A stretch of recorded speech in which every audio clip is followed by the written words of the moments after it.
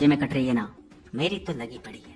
वैसे मुझे मजदूरी करता देख आप लोग सोच रहे होंगे कि ये दिहाड़ी वाला साइड बिजनेस मैंने कब शुरू किया।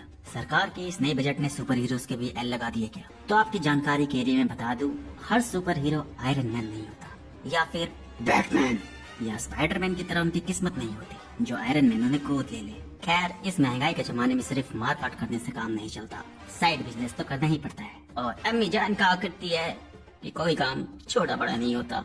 वैसे फिलहाल मैं ये काम पैसों के लिए नहीं कर रहा, मैं बचाने निकला हूँ अपनी दुनिया को, क्योंकि मेरी दुनिया के लौड़े लगे हुए हैं और दुनिया को बचाने के लिए मुझे जरूरत है एक वुल्वरीन की। और वुल्वरीन महाशय फिलहाल इस वक्त इस कब्र में आराम फरमा रहे हैं, तो यहाँ मैं वही कब्र खोद रहा हूँ। अब आप सोच रहे होंगे कि मेरा दिमाग सटक गया है, वुल्वरीन तो कब का टपक चुका है। तो यहाँ आप गलत हो, वुल्वरीन अमर जवाब है। प्यारे, इस दुनिया में कोई जख्म से मार नहीं सकता, अब तक मुझे ऐसा लगता था। हाँ, मैं चीख गया हूँ जो मैंने ऐसा सोचा। सारी मेहनत में पानी फिर गया, भैंस की आंख। और ये दल्ले लोकी के टीवी वाले अलग पीछे पड़े हुए हैं, बेचारे बिना मतलब के हमारे जाएंगे। खैर, अच्छा ही हुआ इस वक्त मेरा दिमाग सटका हुआ है। इनकी बैंड बजाने के बाद शायद मेरी आत्मा को थोड़ी संतुष्टि मिले। खैर, आपके दिमाग में ये सब देखकर बहुत सारे सवाल उठ रहे होंगे, जैसे यहाँ ये सब चल क्या रहा है, मुझे वुल्वरीन की जरूरत कैसे पड़ी, मेरी दुनिया खतरे में कैसे है, वगैरह वगैरह। तो ये जानने के लिए आपको जाना पड़ेगा 2018 में। वंडर अपने सेक्स डॉल विजन को थैनोस के हाथों खोने के बाद अपने इमेजिनरी बच्चों के लिए इल्यूमिनाटी की बजाई, तो वहीं डॉक्टर स्ट्रेंज अपने प्यार के लिए अपनी यूनिवर्स की, और मैंने अपने टाइम लाइन की।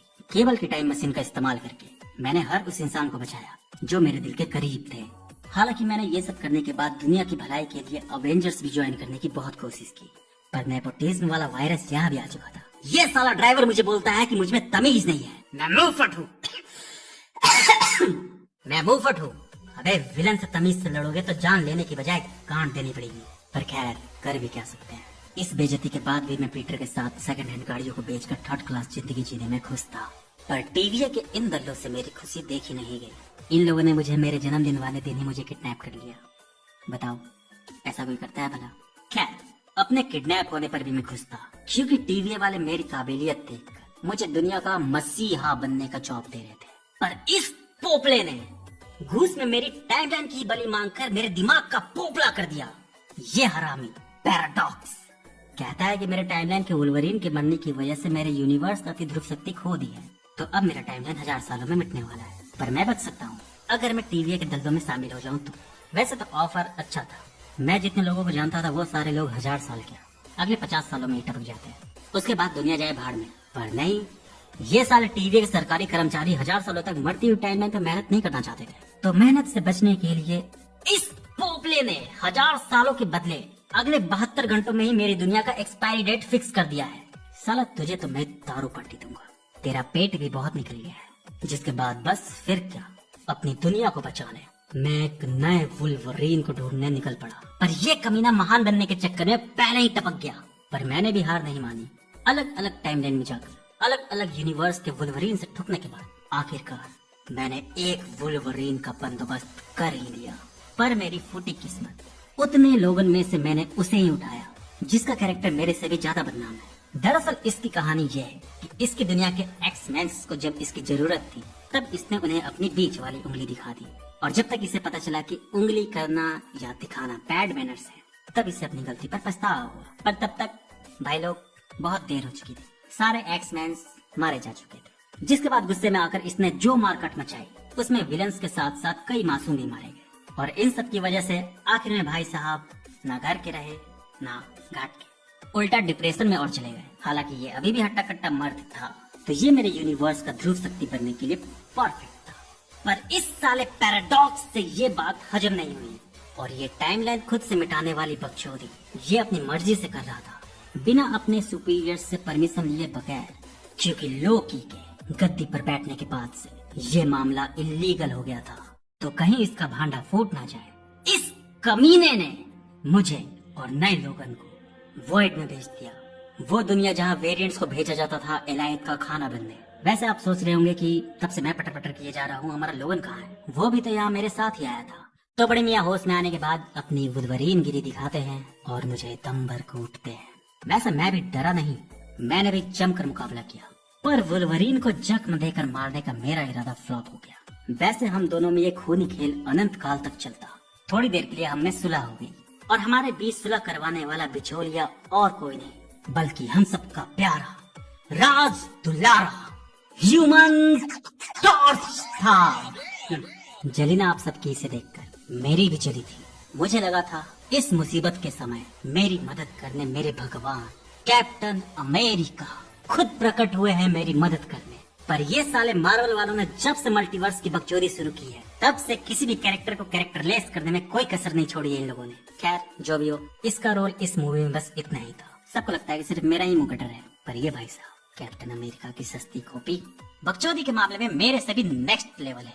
हम तीनों का अभी अभी कॉलैब हुआ ही था कि इस दुनिया की गुंडी कैसेंड्रा नोवा के टट्टू हमें पकड़ लेते हैं, जिसके बाद ये गंजी चुड़ैल हमारे जुगनू को छिली हुई मुर्गी की तरह छील देती है और हमें छोड़ देती है अलायत का खाना बनने। हमारा मन तो पूरा था इससे लड़ने का, पर ये बहुत ज्यादा ताकतवर थी। ऊपर से ये चार्ल्स की सौतेली बहन थी। वो तो भला हमारे लोगन का उसका दिमाग सही वक्त पर काम कर जाता है और हम यहाँ से भागने में कामयाब हो जाते हैं। और यहाँ से निकलने के बाद हमारी मुलाकात होती है मेरे सस्ते कॉपी से। साला इसकी चमड़ी पर एक खरोच तक नहीं थी। ऐसा नहीं है मुझे जलन हो रही है, मुझे क्यों जलन होगी? बस अगर कभी ये मर गया तो इसका कुत्ता और इसकी कन मैं रख लूंगा। खैर, इससे हमें पता चलता है कि कुछ दूर पर बागियों की एक टीम है जो हमारी मदद कर सकते हैं यहाँ से निकलने में। जिसके बाद बस फिर क्या, हम उन्हें ढूंढने निकल पड़ते हैं बिना टाइम गवाए।